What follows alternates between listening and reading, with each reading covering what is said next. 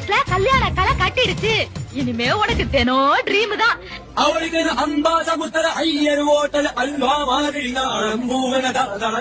வந்தா வந்தா எப்படி இருப்பானோ என்னவோ ஜட்ஜ் பண்ணவே முடியலையே. அவனுக்கு குறிச்சி அழகு தேவர் அருவா மாதிரி பருமா தேக்கன பல பல பலவன வந்தா வந்தா